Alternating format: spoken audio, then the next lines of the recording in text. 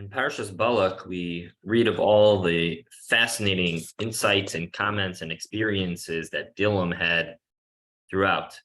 And in Chamishi, we learn of the conversations that he had with the messengers of Balak to come pursue Bilam to curse the Jewish people, and the conversations and the dreams which Bilam had, as well as the incident that he had with the talking donkey.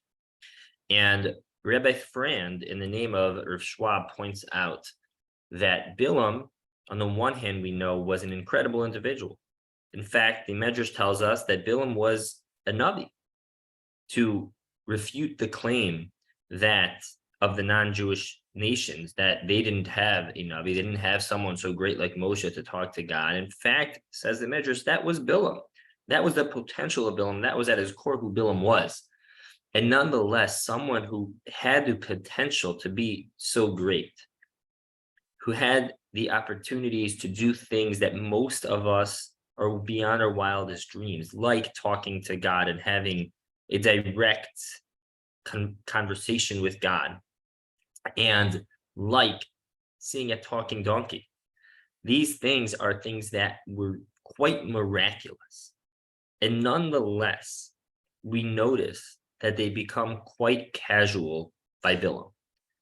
Because despite the facts, points out Rav Schwab, that Bilam did these things, by the end we see that he wasn't even fazed by the fact that his donkey was talking, which was beyond the realm of Teva.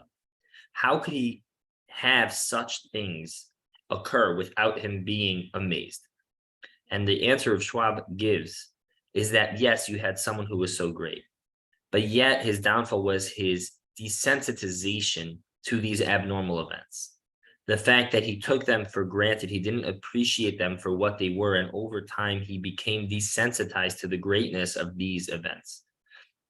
And that, warns Rabbi Frand, can happen to each and every one of us, that we experience greatness, that we experience great opportunities, great experiences throughout our lives, and over time, as we take them for granted, we may become desensitized to their greatness.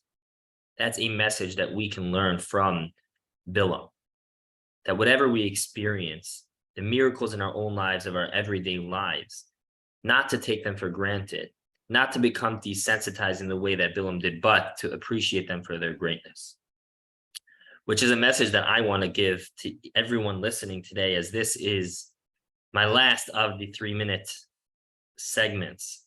It's been a true pleasure and honor to be able to be a part of this WhatsApp group, to be able to be a part of this tzibor. And I hope that I did not become desensitized in my preparation of these, in my sharing carefully ideas selected appropriate for the teachings that I would like to convey. And I would just like to give my appreciation to each of you for joining and for participating in this group. And I look forward to the remarkable insights that remain to come from Rabbi Liebtag and Rabbi Tanky, and in a short while from Rabbi Goldstein. I wish everyone, I say thank you, and wish everyone Hatzlacha Rab.